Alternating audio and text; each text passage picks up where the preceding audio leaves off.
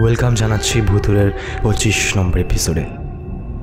আজকের এপিসোডে আরও দুটো সত্যি ঘটনা রয়েছে, যেগুলো আমাকে পাঠিয়েছে ভুতুরের দুইজন শ্রোতা, আমাদের ভুতুরে ফ্যামিলির দুজন সদস্য আমি বলতে পারি। তো প্রথম ঘটনাটা পুরুলিয়ার ঘটনা, পুরুলিয়ার একটা হোটেলের ঘটনা। আমার কাছে প্রায়শই কিন্তু এরকম বিভিন্ন ধরনের ডেস্টিনেশনে গিয়ে হোটেলে ভৌতিক অভিজ্ঞতার সম্মুখীন হতে হয়েছে, এরকম ঘটনা কিন্তু আমার কাছে প্রায়শই আসে। ঘটনাটা খুবই ইউনিক একটা ঘটনা, তাই তোমাদেরকে আমার পড়ে শোনানো। এবং দ্বিতীয় যে ঘটনাটি রয়েছে, খারাপ নজর এবং পরে তার ফলে মর্মান্তিক ঘটনা বা পরিস্থিতির ঘটনা আমি বলতে পারি। ফিরছি আজকের মূল এপিসোডের দিকে। হ্যালো দাদা, আমি নিশীথ। আমি আগেও ঘটনা পাঠিয়েছিলাম, বাট সেটা ভয়েসে ছিল, জানি না কেন সিলেক্ট হয়নি। তবে এই ঘটনাটা আমি লিখে পাঠালাম আমার কলেজের এক সিনিয়র দাদার কাছ থেকে শোনা, তার সঙ্গেই ঘটে যাওয়া। ভালো লাগলে তোমার যে কোনো এপিসোডে তুমি পড়ে শুনিও। সালটা ছিল 2018 জুলাই মাস। হঠাৎ বাড়ির সবাই বায়না করলো পাহাড়ে ঘুরতে যাবে। ভাবলাম গরমে যা নাজেহাল অবস্থা, গেলে মন্দ হয় না। সেই ভেবেই ঠিক হলো পুরুলিয়া যাওয়া হবে। যেমন কথা তেমন কাজ, সবাইকে নিয়ে সকাল সকাল বেরিয়ে গেলাম হাওড়া স্টেশনের উদ্দেশ্যে। ট্রেনের সময় ছিল বিকাল 3টে কি 4টে হবে। পৌঁছাতে পৌঁছাতে অনেকটাই রাত হয়ে যায়, প্রায় রাত 12টারও পার। যেহেতু নতুন জায়গা, তাই হোটেল খোঁজার চিন্তাটা ছিল। সে কোনো রকম অত রাতে একটা হোটেল খুঁজে পাই। আমরা গেছিলাম 5 জন মতো, আমি, আমার মা, আমার বাবা, আমার বউ, আমার বাচ্চা। বাবা মায়ের জন্য একটি আলাদা রুম নিলাম, আর আমার বউ, বাচ্চা এবং আমার জন্য একটি অন্য রুম। সারাদিন ট্রেন জার্নির পর আমরা হোটেলের ক্যান্টিন থেকেই ডিনার সেরে নিলাম এবং হোটেলের রুমে একটি সোফা ছিল। ওই সোফায় বসে টিভিটা অন করে বসেছি। সাউথ ইন্ডিয়ান একটা মুভি দেখছিলাম সম্ভবত। ঠিক মাঝরাত 3টে বাজে। বউ আর মেয়ে সারাদিনের ধকল সহ্য না করতে পেরে দুজনেই ঘুমিয়ে পড়েছে এবং বাবা মা তো অন্য একটু রুমে। আমারও চোখ প্রায় ঘুমে বন্ধ হয়ে আসছে। হঠাৎ কানে এলো টপ টপ টপ করে জল পড়া শব্দ। নিমেষের মধ্যে আমার ঘুমটা উধাও হয়ে গেল কোথাও। রুমের লাইট অন করলাম, বুঝলাম বাথরুম থেকে শব্দটা আসছে। আমি দেখতে বাথরুমের লাইটটা অন করলাম। বাথরুমের কলটা ঠিকঠাক বন্ধ করা হয়নি, কলটা থেকে জল পড়ছে। হোটেলটা 5 স্টার একটা হোটেল। বাথরুমটা বেশ বড়, পা থেকে একদম মাথা অবধি একটা আয়না রয়েছে, একটি পর্দা দেওয়া বাথটাবও রয়েছে। আমি ভাবলাম এত বড় একটা হোটেল, অথচ দেখো বাথরুমের কলে সমস্যা। আমি কলটা একটু নিচু হয়ে বন্ধ করে যেই না সোজা হয়ে দাঁড়িয়েছি, আমার চোখটা গেল বাথটাবের দিকে। কিছুক্ষণের জন্য মনে হলো বাথটাবে কেউ একটু শুয়ে রয়েছে। বুকটা ছ্যাদ করে উঠলো।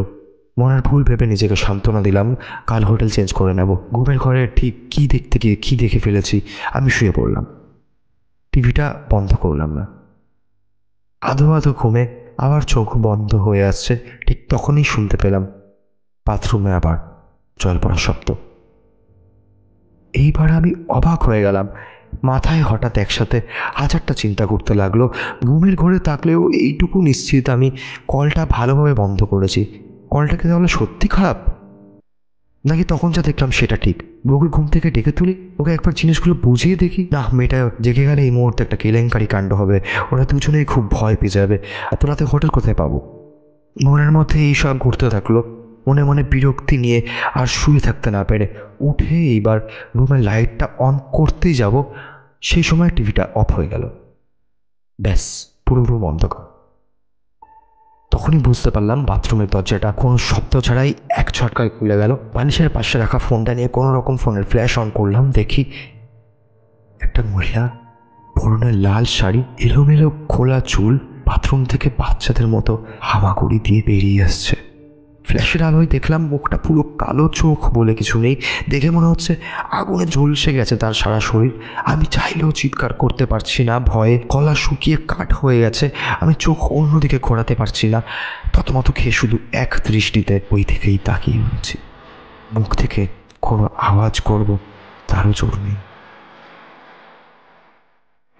আমার ভয়ের কোনো সীমানা নেই। মনে মনে ভাবছি আমার এই মুহূর্তে কী করা উচিত। আস্তে আস্তে ভয়টা আবার বাথরুমে ঢুকে গেল। সঙ্গে সঙ্গে মনে হলো বাথরুমের ভেতরে যেন সব তোলপাড় হচ্ছে, সব কিছু যেন ভেঙে তছনছ হয়ে যাচ্ছে। পিঠের শিরদাঁড়া দিয়ে আমার অনবরত ঠান্ডা স্রোত প্রবাহিত হচ্ছে। দেখলাম আমার বউ আর মেয়ে দুজনেই জেগে গিয়েছে। এত শব্দ রুমের ভেতরে হচ্ছে, কিছু বলার আগেই আমার বউ থতমত খেয়ে আমাকে বলল, বাথরুমে কী হচ্ছে? কে ঢুকেছে রুমের ভেতরে? আমি সঙ্গে সঙ্গে ওকে বললাম, চুপ করো, আস্তে কথা বলো। মেয়েকে কিছু বুঝতে না দিয়ে আমি সিচুয়েশানটা পুরো আমার বউকে বুঝিয়ে বললাম যে এতক্ষণ ধরে কী হচ্ছে। এবার আমি এক পা করে বাথরুমের ভেতরে ঢুকলাম। আমি যা দেখলাম সেটা আর হয়তো আমি কোনোদিনও ভুলবো না। দেখি বাথটাবে চটফট করছে সেই লাল শাড়ি পরা মহিলাটি। তার গলাটা যেন কেউ প্রবল আক্রোশে ফালা করে দিয়েছে। মহিলাটার বুকে যেন কেউ ছুরি দিয়ে কুপিয়েছে।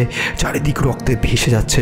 আমার অনুভব হতে লাগলো আমার শরীরের সমস্ত অঙ্গ প্রত্যঙ্গ যেন কাজ করা বন্ধ করে দিচ্ছে। সেই সময় নাকে একটা মাংস পোড়া গন্ধ এলো। শরীরের সমস্ত শক্তি দিয়ে আমি আবার ঘুরলাম পিছনে। দেখলাম মহিলাটি ঠিক আমার পেছনেই আমার চোখে চোখ রেখে তাকিয়ে রয়েছে। সামনে সব ঝাপসা হয়ে এলো। আমার জ্ঞান হারিয়ে ফেলার আগে আমি দেখলাম আমার বউ দৌড়ে আমাকে ধরতে আসছে। চোখ খুলে আমি যা দেখলাম, আমি বিছানায় শুয়ে আছি। আমার পাশে বসে আমার বউ, আমার মেয়ে, আমার বাবা এবং আশেপাশে হোটেলের স্টাফ আমাকে ঘিরে দাঁড়িয়ে রয়েছে। সঙ্গে সঙ্গে উঠে রাগ চেপে রাখতে না পেরে ওই হোটেলের স্টাফদের ওপর খুব রাগারাগি করি। ওদের সব জানাই কালকে রাতে কী হয়েছিল। ওরা সমাধান না করেই দেখলাম শুধু সরি স্যার বলে জিনিসটাকে কাটিয়ে দিল।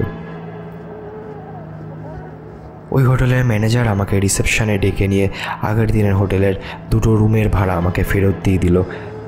আমি আন্দাজ করতে পারলাম যে এরা হয়তো সবটাই জানে, তাও কিছু ব্যবস্থা এরা করছে না। সেদিন দুপুরের মধ্যে আমরা হোটেল চেঞ্জ করে নিই। হোটেল ছাড়ার আগে একজন অল্প বয়সী ওই হোটেলের স্টাফকে জিজ্ঞাসা করে জানতে পারলাম যে 7 কি 8 বছর আগে নাকি কোনো এক নিউলি ম্যারিড কাপল এই হোটেলে আসেন এবং তাদের ওই রুমে তখন থাকতে দেওয়া হয়। তখন তাদের মধ্যে কোনো রকম ঝামেলা হয়। ছেলেটা মেয়েটাকে গলা কেটে খুন করে পুড়িয়ে ফেলার চেষ্টা করে ওই রুমের বাথরুমেই। সেদিনই পুলিশ এসে দেহ উদ্ধার করে। পুলিশের মাধ্যমে জানতে পারা যায় যে ছেলেটি এবং মেয়েটি নাকি ওদের হানিমুনে পুরুলিয়া এসেছিল। তারপর থেকে 2 বছর ওই রুমটি বন্ধ ছিল। এরপর যখন রুমটা খোলা হয় পর থেকে যারাই ওই রুমে থাকছে তাদের সঙ্গেই নাকি এই একই অভিজ্ঞতা হয়েছে। তাদের সঙ্গেও নাকি এই একই রকম ঘটনা ঘটেছে। অনেক পুজো আর্চাও করানো হয় ওই হোটেলে, ওই রুমে, কিন্তু কিছুতেই কিছু সমাধান হয়নি। আমি বললাম, মালিক কই? মালিককে ডাকো দেখি।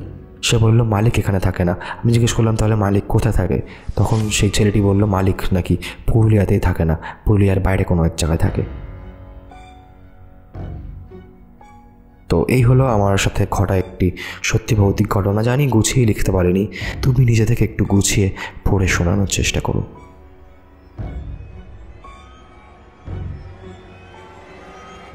তো এই ছিল আজকের প্রথম ঘটনাটা তোমাদের কেমন লাগলো জানাতে তোমরা ভুলো না। আর তোমাদেরই মতো আমারও কিন্তু ঘটনাটা খুবই পরিচিত একটা ঘটনার মতো লাগলো, কারণ ভিডিওটির শুরুতেই তোমাদের আমি যেমনটা বলেছিলাম যে আমাদের মধ্যে অনেকেই কিন্তু এরকম আছেন যারা ভ্রমণ করতে গিয়ে বিভিন্ন অলৌকিক ঘটনার সম্মুখীন হয়েছেন এবং সেগুলো আমরা সচরাচর শুনেই থাকি। তো সেরকমই একটা ঘটনা, আজকের প্রথম ঘটনা। একটা ছোট্ট ডিসক্লেমার দিয়ে শুরু করব আজকের দ্বিতীয় ঘটনা। ভুতুড়ে কোনো নেগেটিভ জিনিস যেমন কালা জাদু, বান মারা, খারাপ নজর এইসব জিনিসকে প্রমোট করে না। ভুতুড়ের উদ্দেশ্য তোমাদেরকে বিভিন্ন সত্যি ভৌতিক ঘটনা শুনিয়ে এন্টারটেন করা। ভুতুড়ে তার শ্রোতাদের বলে না যে ঘটনাগুলোকে বিশ্বাস করতেই হবে। ঘটনাগুলো শোনার পর বিশ্বাস করবেন কি করবেন না পুরোটাই আপনাদের ব্যক্তিগত ব্যাপার। ভয় পাবেন কি পাবেন না সেটাও কিন্তু একান্ত আপনাদের ব্যক্তিগত ব্যাপার। শুরু করছি ভুতুড়ের 25 নম্বর এপিসোডের দ্বিতীয় ঘটনা। নমস্কার জানাই আপনাকে এবং বাকি সমস্ত ভুতুড়ের ফ্যামিলির সদস্যদের। প্রথম আপনাকে আমি ঘটনা লিখছি। আমার বাসা ঢাকা, বাংলাদেশ। কিছু ব্যক্তিগত কারণে আমি আমার নামটা গোপন রাখছি। ঘটনাটা আমার হাজব্যান্ডের চাচিকে নিয়ে। আমার ছোট চাচি যখন গর্ভবতী হয়, এরপর একদিন দুপুরে চাচি ঘর থেকে বের হয়ে আঙিনায় বসেছিল। সেই সময় বাসায় এক ফকির আসেন কিছু অর্থ সাহায্য চাইতে। সেই সময় বাসায় কেউ উপস্থিত না থাকায় চাচি সেই ফকিরকে বলে, আপনি কিছুক্ষণ পরে আসুন, এখন বাসায় এমন কেউ নেই যে আপনাকে সাহায্য করতে পারবে। তখন সেই ফকির রাগ দেখিয়ে নিজের মধ্যে কী সব বকবক করতে করতে চলে যায়। ঠিক তখনই কোথা থেকে একটি কাক এসে আঙিনায় বসে। কাকি জিনিসটা লক্ষ্য করে কাকটি একভাবে চাচির দিকেই তাকিয়ে রয়েছে। এই দেখে চাচি কিছুটা ভয় পেয়ে যায় এবং পরে চাচা বাসায় ফিরলে চাচি এই কথা চাচাকে বলে। চাচা রাগ দেখিয়ে বলে, প্রেগনেন্সির সময় দুপুরবেলা বাইরে বেরোতে নেই, অশুভ জিনিসের নজর পড়ে, আর দুপুরে করে বাসার বাইরে বেরিও না। এরপর আর বিশেষ কোনো অসুবিধা হয়নি বলে চাচি ব্যাপারটিকে এড়িয়ে গেল। এর বেশ কয়েকদিন পর একদিন সকালবেলা চাচি বাসার পাশে এক পুকুরে গোসল করতে যান। চাচি যখন গোসল করতে পুকুরের পাড়ে বসেন, ঠিক সেই সময় চাচির মনে হলো কেউ একটা ঝপাস করে পুকুরের পানিতে ঝাঁপ দিল। চাচি আশপাশ দেখতে দেখতে তার চোখ গেল পুকুরের পাড়ে আম গাছটির দিকে। চাচি দেখলো একটা বাচ্চা ছেলে কোমরে গামছা বেঁধে আম গাছটার তলায়, মানে আম গাছটার একদম নিচে বসে আছে। চাচি বাচ্চাটিকে একভাবে দেখছে এবং সেই বাচ্চা ছেলেটা চাচির দিকে এক দৃষ্টিতে তাকিয়ে রয়েছে। কিছুক্ষণ পর চাচি হঠাৎ করে চিৎকার করে অজ্ঞান হয়ে গেল। সবাই সেই চিৎকার শুনে পুকুরের পাড়ে গিয়ে দেখলো চাচি পুকুরের পাড়ে অজ্ঞান হয়ে পড়ে রয়েছে। তারপর চাচিকে সবাই ধরাধরি করে বাসার ভেতরে নিয়ে গেল। জ্ঞান ফেরানোর পর চাচি ঘটনাটা সবাইকে খুলে বলল।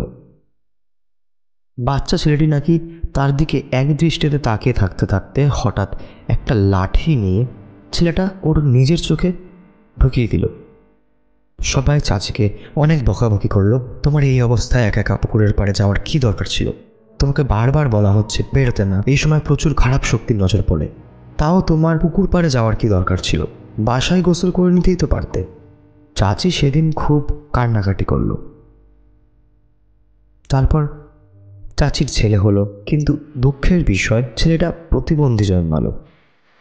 মাথাটা শরীরটার তুলনায় বেশ বড়, হাত পাগুলি নর্মাল মানুষের মতো না, দুটো চোখ নেই। বাচ্চাটা জন্ম হওয়ার ঠিক 15 থেকে 16 ঘন্টার মধ্যেই মারা গেল। মানসিক ভারসাম্য হারাতে শুরু করলো চাচি। ডক্টর দেখানো হলো, চাচির চিকিৎসা করা হলো, চাচি কিছুটা সুস্থ হলো। এর কয়েক বছর পর চাচি আবার বাচ্চা নেওয়ার জন্য প্রস্তুতি নেয় এবং মাস 7 যখন বাচ্চাটার বয়স, বাচ্চাটা তখন চাচির পেটেই মারা যায়। এরপর চাচির খুব শরীর খারাপ করে এবং সেই সময় একদিন চাচি একটা স্বপ্ন দেখে, যার কথা চাচি বাসার সবাইকে জানিয়েছিল। স্বপ্নটা ছিল চাচি ওই পুকুর পাড়ে গোসল করতে গেছে, গিয়ে দেখে একটা মহিলা ওই পুকুর পাড়ে বসে আছে। আরও ভালো করে একটু কাছে গিয়ে লক্ষ্য করলো চাচি যে ওই মহিলা কি যেন একটা খাচ্ছে মাথা নিচু করে। চাচি সেই মহিলার সামনে যায় এবং তাকে জিজ্ঞাসা করে যে আপনি কে, এখানে কি করছেন? এই কথা জিজ্ঞাসা করা মাত্রই ওই মহিলা চাচির দিকে ঘুরলো। ঘুরতেই চাচি দেখলো বিভৎস দেখতে একটি মহিলা, কি ভয়ানক তার মুখ। এ কোনো মানুষ না, নিশ্চয়ই কোনো পিশাচ হবে, আর সেই পিশাচের কোলে চাচির প্রথম সন্তান। এই দেখে চাচি প্রচণ্ড ভয় পেয়ে যায় এবং চাচির ঘুম ভেঙে যায়। বাসায় এক হুজুরকে নিয়ে আসা হয় এবং সেই হুজুর চাচিকে দেখে বলে যে এই মেয়ের ওপর কোনো শয়তানের নজর পড়েছে, একে আর বাঁচানো যাবে না। ওই হুজুরের কথা প্রথমে বাসার কেউ বিশ্বাস করলো না, আবার সব স্বাভাবিকভাবেই চলতে থাকে। হঠাৎ একদিন মাঝরাত থেকে চাচিকে আর খুঁজে পাওয়া যাচ্ছে না। ভোরবেলা বাসায় এক দুর্ভাগ্যজনক খবর আসে, চাচির মৃতদেহ পাশের গ্রামের এক ক্ষেতে পড়ে রয়েছে। চাচির দেহ থেকে মাথাটা কেউ একটা আলাদা করে দিয়েছে। দেহে কোনো রক্ত নেই, মনে হচ্ছে তার সারা শরীর থেকে সব রক্ত চুষে খেয়ে ফেলেছে। ক্ষেতের একদিকে চাচির দেহ পড়ে রয়েছে আর দেহ থেকে কিছুটা এগিয়ে গিয়ে চাচির মাথা পড়ে রয়েছে। জানি না ঘটনাটা কতটা গুছিয়ে লিখতে পারলাম, ঘটনাটা সিলেক্ট হবে কি না তাও জানি না। যদি ঘটনাটা সিলেক্ট হয় আমাকে একবার অবশ্যই মেসেজ দিবেন। তো এই ছিল আজকের দ্বিতীয় ঘটনা। ঘটনাটি সত্যি খুবই ইউনিক একটি ঘটনা, অবাক করে দেওয়ার মতো একটা ঘটনা ছিল। আগে কোনো দিন এই ধরনের ঘটনা পড়ে শোনানো হয়নি। ঘটনাটা যখন আমার কাছে এসে পৌঁছেছে আমি ভাবলাম পড়ে তোমাদেরকে একবার শোনানো যেতেই পারে। তো তাই জন্যই ঘটনাটা সিলেক্ট করা। তো কেমন লাগলো তোমাদের আজকের এপিসোড? আশা করি ভালো লেগেছে।